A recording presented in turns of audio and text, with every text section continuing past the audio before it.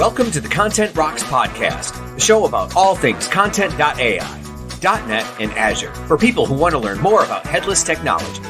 And now, here's your host, Brian McKeiver. Hey everyone, as always, thank you for joining the Kontent Rocks podcast. Today's episode is something I'm actually really excited about. I have a very special guest joining me, and his name is Mark Ruddock, the CEO of Kontent.ai. Hey Mark, how are you doing? I'm great, Brian. Listen, thanks so much for having me on this. Oh, I can't thank you enough. I really appreciate you taking the time out to join. I know it's been a probably whirlwind matter of weeks and early months of joining the team, and we'll get to that in a second. But in doing this, in case you're listening or you're watching the recording, our goal for today's episode is just to get a little bit of knowledge on how you, Mark, see where Kontent.ai is as a organization, as a product, and its mission a little bit, and then we'll kind of look into the future a little bit about where you think things are going. I think we mentioned it's kind of an exciting time for you and the entire Kontent.ai team, so I'm very interested to hear about that. But before we dive into all the official stuff, Mark, I was wondering if someone is not familiar with you or they haven't seen the announcement recently that you joined as CEO, maybe could you just introduce yourself a little bit, tell us a bit about your background, and maybe one thing that you're kind of passionate about that someone may not know. Sounds good. Well, you can see by my gray hair that I've been around for a while. I'm actually a geek by training, so I started with a comp sci degree, built a company right out of university that was in the enterprise software space, actually focused on performance management software for the world's biggest banks. And we had JP Morgan Chase, Royal Bank, TD Scotia, huge banks as our customers, even though we were a relatively small company. And that company was acquired in about 2005, 2006. And then through a series of acquisitions became part of SAP, interestingly enough. And after that, I went in a completely different direction, ended up helping to build a mobile software company that was acquired by BlackBerry in about 2011. And that was a completely different world for me, from the hard slog of selling enterprise software to going to sleep at night and waking up in the morning with 100,000 more downloads. Right? It was a completely different world, but it taught me a great deal about the power of user interface design and mobile and so on. And then after that, I spent quite a lot of time in online financial services and actually focusing mostly on the world outside of North America. Eventually ending up running a €500 million a year company based in Riga that had operations in 17 countries, and was able to take a customer from onboarding to issuing a loan to having the money in their bank in literally 10 minutes. I mean, quite a revolutionary concept. And so that spread of experiences has had me, learn from companies of 5 people to companies of 3,500 people, and kind of everything in between. So it's that bundle of life experience that I'm bringing to Kontent, and really coming back to the enterprise software space for the first time in a long while. It's kind of exciting to be back. Nice. All right, side question I didn't prepare you for, but just hearing your introduction, I'm totally interested. You mentioned many different company sizes in that wealth of experience. What size company was your favorite to work in? That's a really good question. I think there is a magical, first of all, it's fun to be, 5 people in a basement. That's the fun side. But when you are on that 50 to 250 person journey, you are still small enough to be unbelievably dynamic, and without the bureaucracy and the overhead that you have to carry as a big company. But you're beginning to have heft that allows you to do really great things. And I'm sort of a product-oriented CEO anyway, and so I find it really important to build great product, and everything else comes from great product. Great marketing can come from great product. Sales comes from great product. It's easier to start with a differentiated product. And when you have that critical mass, you can build great product, but you don't have the complexity of 3,500 people in 17 countries around the world and that overhead that just makes life a bit more complicated. So that's my favorite part of the journey, kind of 50 to 250. Great. And I heard, I cheated. I know that you're sitting in Toronto right now, I believe. Yeah. And one just kind of fun thing about Toronto that you love being a part of there? So this is actually an unbelievably multicultural city. So you can walk down the street and you can spend time with people from all over the world, but that's reflected back in the food and the entertainment and the kind of vibrancy of this place. I think it's a really interesting place to be. I'm not actually from here. Okay. To put it into perspective, I am Jamaican by birth, if you want to Wow. take that. I would I'm not have guessed that. third generation Jamaican by birth. So I kind of I'm an immigrant to Canada, but it's been home for most of my kind of grown up life, and it's a wonderful place to be because it's well connected to the world. I'm in Europe every 2 weeks, as you can probably imagine. Right. So right. Toronto's very well connected. Absolutely wonderful food, and kind of a diverse set of things to do. It's very accessible as a city. It's got lots of parkland, lots of great, biking and kind of outdoor stuff relatively close. But it's a traffic nightmare like everywhere else in the world, and it's really expensive now. And, like all world-class cities, it's got its problems. But yeah, it's home. Yeah. Great. Yeah, I've actually been to Toronto, I think 3 or 4 times in the last, 10 years or so. And every time I go up there, I have a blast. It's an amazing city. Just walk around, check things out. I've really enjoyed my time there. So I couldn't agree more. Dynamic tech scene here, though, like one of the top tech scenes in North America, if not the world at the moment. Mhm. Fast growing, large number of jobs, serious deep research, AI and other things being done here. Really exciting place to build a company. Fantastic. I've done that a few times here. Well, appreciate the background and get to know you a little bit. We do have to kind of bring it back to this content management world that you're now leading, and with Kontent.ai. I know, you and I kind of before the recording we were talking, and we were talking just like it's an exciting time to be at Kontent.ai. And maybe could you kind of give me your perspective on, as someone who's recently joined the organization and taking control of it and leading it into the future, how do you see things now, and maybe why are they exciting? And then, we'll get to where they're going in the future next. Look, I think this is a pretty unique time for anything related to content, right? So if you think about all brands today are digital brands, first of all. And so content is a strategic asset for most companies. But content is continuing to be challenged in a number of, I think, important ways. One, the demands for the volume of content continue to rise. The demands for hyper-personalized, hyper-localized, real-time, just-in-time delivery of content continue to grow as we move away from kind of, Web 2.0 and the static web towards really a dynamic web where what I see and what you see may be different based on what the organization understands about us. So imagine that complexity on its own is going to put pressure on content operations and content creation. Yep. But when you couple that with growing regulatory and governance challenges, in particular in industries like healthcare and other places where you've got very complicated, heterogeneous, region by region differences in the rule set, taking that high volume of content and safely moving it out to the people that need to see it adds an even further layer of complexity. And so the whole content operations and the content supply chain has become very complicated. That's the bad news. The good news is that, I think we're starting to see, in particular with AI, some emerging technologies that can have a transformational impact on your ability to automate a lot of what is today a mechanical Turk and assist in everything from translation to localization to even potentially legal and regulatory monitoring, brand tone of voice monitoring, and so on. And all of that, I think, has created this fascinating time for the content management industry. And I think at Kontent.ai, we believe it's truly a point of inflection. And when you have a point of inflection in an industry, that's when the Davids get to beat the Goliaths, right? And I think we see our vision around, the experience we have with complex content operations, the tool set we've built over the years, the deep client relationships we have, and now all of this kind of infused by our AI vision, we think that positions us as a very serious competitor going forward in the sector. So, I think we're pretty excited by the time and place and the opportunity. That's a fantastic answer.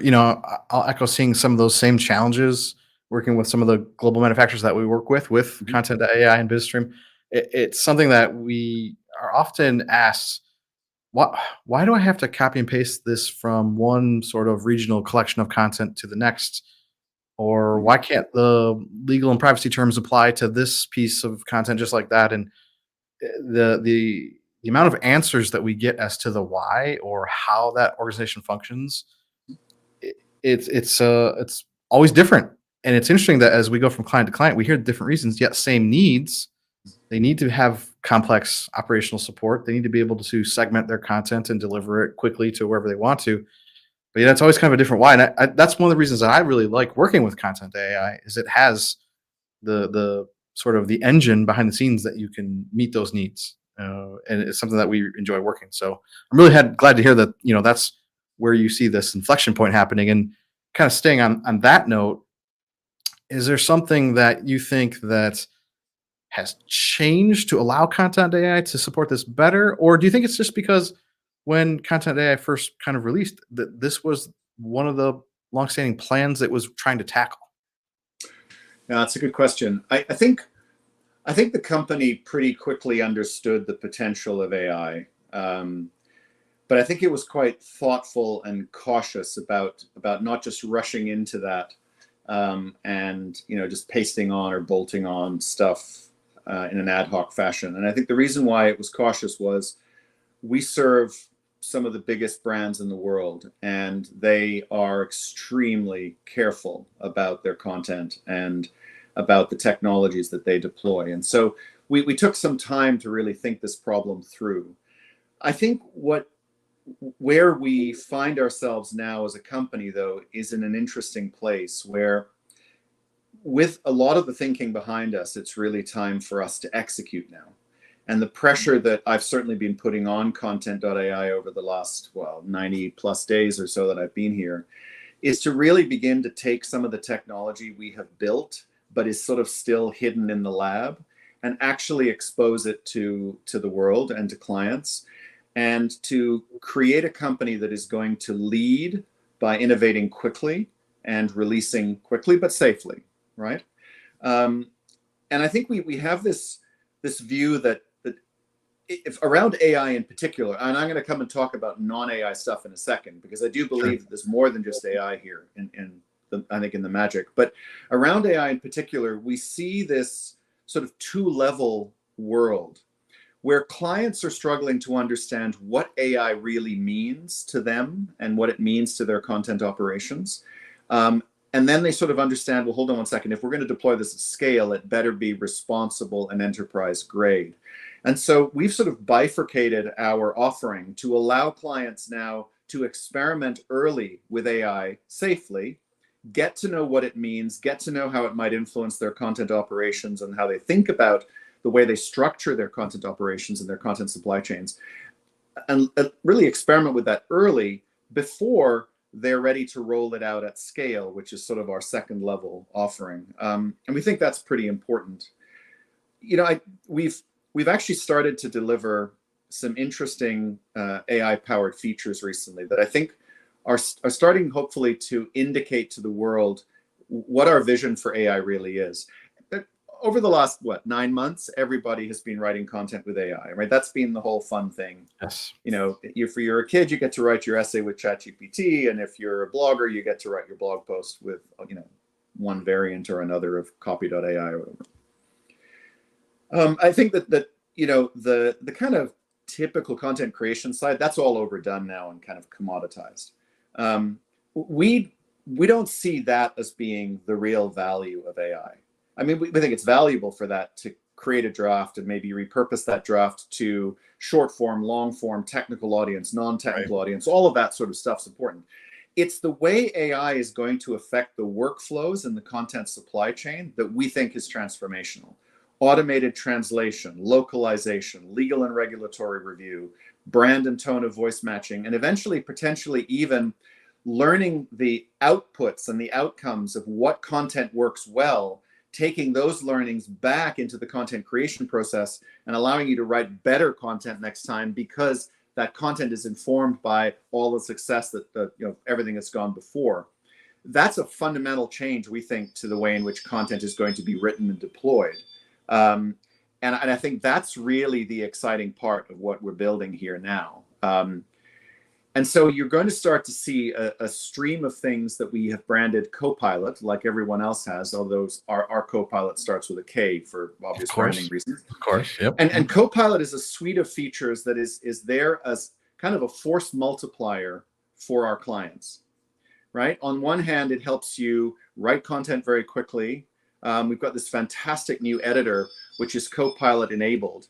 And that editor enables us to literally, while you're writing the article, call on Copilot to write you an introductory paragraph or pop in a table of the top 5 risks from phishing or whatever it happens to be. And then we have Copilot, the kind of digital assistant, which allows you in a kind of conversational manner to ask questions about, I need to do a landing page for this PDF that I'd like to kind of get out there. I need to capture an email from it. Can you just do all the hard work behind the scenes to spin that up for me? And I think that is where we are going to start to see some really exciting, I think, enhancements coming out of Kontent.ai. So stay tuned. Some of that's already starting to appear, but you're going to see a very quick cadence of releases over the next little while as we showcase more and more of what we have kind of in this iceberg behind us of the development team and the work we've been doing. So that's the AI piece. Yeah. And I'm actually a part of the kind of early adopter program, and I've opted into some of those features. And honestly, I'm a fan of them. I've been using them for a little bit now, ever since the team kind of showed them to us as MVPs and just people providing feedback. The first one you mentioned about the kind of type what you need and get what you need out of that. It's a little bit of a spin on just, can you autocomplete a sentence or predictively fill in a sentence for me? So I'm a big fan of that one. And, the rest of the Copilots, yeah, I actually can't wait to see that. I've seen, you've showed me just maybe some pictures of that. And I'm very excited to see that come out. But I do want to get back to, not just the AI features. So yeah, so could you tell us a little bit more about like the rest of the way you see things changing? So if you look at AI and you think about how we're thinking about AI, as I said, it's this force multiplier kind of concept. And so the question we're asking ourselves is, in what other ways can we create force multipliers with our software, right? Mm-hmm. And there are 2 other streams of work that we're doing that I think are very important. One of them is called mission control. And one of the first things I did when I joined Kontent.ai was I sat down with a number of our customers and I sort of said, look, I'm the naive new guy. Tell me why you like us, why you don't like us, and what you are dreaming about doing, right? What could we help you do better? And one thing that kept coming back over and over was this desire to have a bird's eye view of your content operations, understand where there were workflow stoppages, understand where you were seeing improvements or not in the way in which content flowed, trying to look at everything from content performance to the authors to blockages in the workflow because legal was always taking like 10 times longer than you expected to get content out the door, et cetera, et cetera, et cetera. And I think that Mission Control is a family of features you're going to see us roll out literally every couple of weeks now over the next few months that deepens your ability to look across your content supply chain and really understand what's working and what's not working. Allocate content to authors that are available versus those that are not. Be able to look at understanding the fundamental return on content that you are getting from your content operations. And as you know, because you've been reading and hearing kind of our new mission, which is trying to deliver an unparalleled return on content to our customers, the ability to understand how to optimize your content operations is critical, we think, to that. So Mission Control is a family of things that will give you that visibility and kind of transparency into what's happening across the entire content supply chain. The third element is a family of kind of capabilities we have called Fast Path. It really struck me when I joined Kontent.ai that, if you wanted to trial our piece of software, it was a little bit like going to a car dealership and being asked to assemble the car first before you took it for a test drive. And that just seemed like absolutely insane to me. And so, I challenged the team. I said, well, what if when you started Kontent.ai for the first time, you could pick and choose from any number of use cases, and we would build a best-in-class content model for you, and we'd populate it with some sample content, but we'd also build the head for you. We'd give you a React website where you could see how the APIs were called so that the content flowed end to end, and you could actually understand what Kontent.ai was all about within 5 minutes of kind of notionally opening the box. But we think it's much more than that. We think that there's a world now where headless CMSs are beginning to develop the kind of maturity and sophistication that we have seen legacy CMSs have for years. And part of that maturation is around repeatability and automation. And so take the next step of FastPath being, I've now created my own websites and my own content models in my company. I'd like to be able to templatize those so that the next time I spin up a regional website, I can do it literally by picking it out of the library. And so that's sort of phase 2. And I think phase 3 is we'd like our partners who are specialists in various verticals to bring their best-in-class content models and examples of their work into the library so that clients can go, you know what, I could take a BizStream content model of, I don't know, healthcare or manufacturing or whatever, and I could be 2/3 of the way to best-in-class right out of the box. And that way we give you guys brand recognition and we help you effectively do the same thing that we're trying to do with FastPath, which is show what great looks like. And have it one click away. And so I think this family of AI-powered features, the kind of visibility and control you get from mission control, and then this kind of automation that you're going to get from FastPath is, I think those are 3 indicative things that will hopefully hint at what's coming from Kontent.ai going forward. Well, it's fantastic. And even that last one with the FastPath, I mean, that is a challenge that almost all platforms have to tackle in some ways, and some definitely do it better than others. I would love to be able to have all that stuff now for my next project that's starting soon. But I understand, it'll take a little bit, and you've got to get some of the AI features into that to support that as well. So I don't know how you're going to do it all in such a short time, but I'm very excited to hear the news because I think those are 3 common things that all of the consumers of this market are looking for and trying to figure out. Like, I actually want to go back to one thing you said a while ago in terms of we're past the point of people just think generative AI is cool.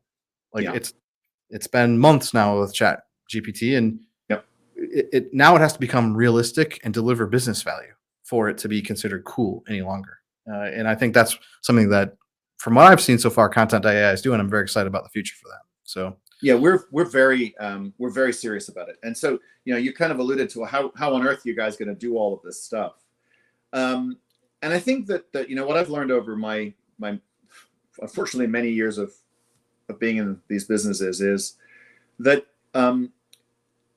if you overcomplicate things, they will take a long time to do.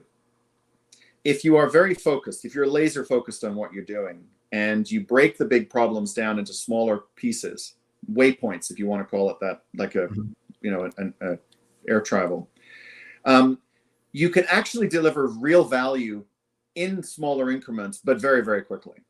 And a great example of this was a hackathon we had internally at Kontent.ai only a few weeks ago. And I challenged the team, said between one town hall and the next town hall, I want you guys to come back and show off something that didn't even exist at that town hall. And we do these town halls every month, right? And of course, I immediately got like a series of fearful stares.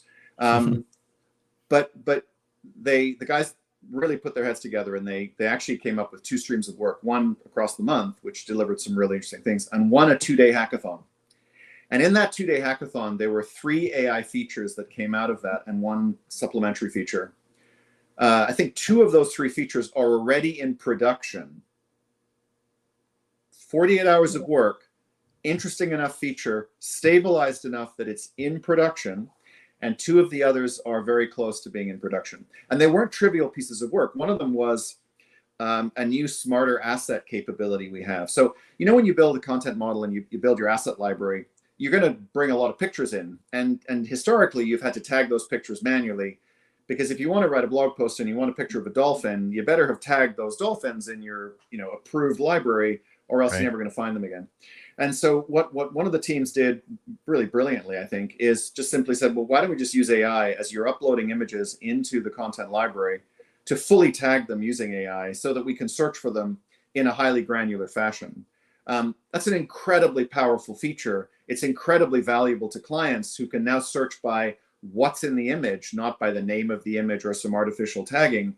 And that speeds content operations, right? Because when you're assembling a piece of content, if it takes you 5 seconds to find something versus 5 minutes to find something, that all adds up.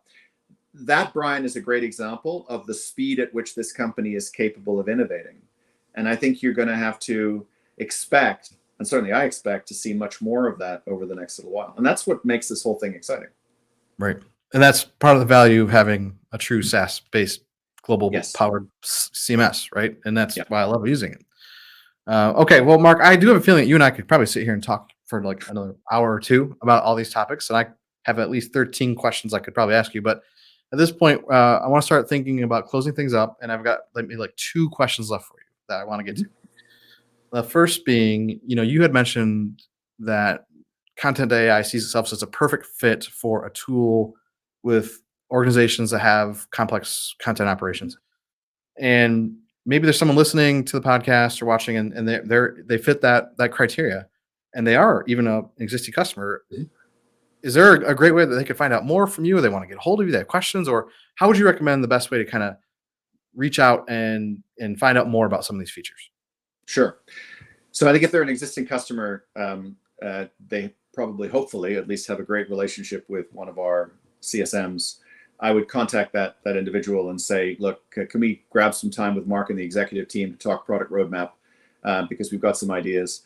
We are establishing a strategic customer roundtable, and we're also establishing a strategic partner roundtable that are a little bit different from some of the work we've done in the past. We want these to be kind of closed sessions where we can really look deeply into the future. And so if customers have got really interesting challenges that they'd like to bring to the table, then it would be a great place to kind of have that discussion.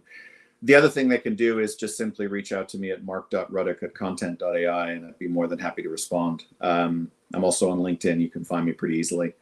I am eagerly involved in these conversations today because it's really helping us refine our product roadmap. To the point you just made, there are deep, interesting use cases represented in our clients today. And how we understand those use cases and build software to be even better at serving them is what's going to set us apart. And so, if you've got something really complex you want to come and talk to me about, I would love to hear it. Fantastic. And then last question, super important.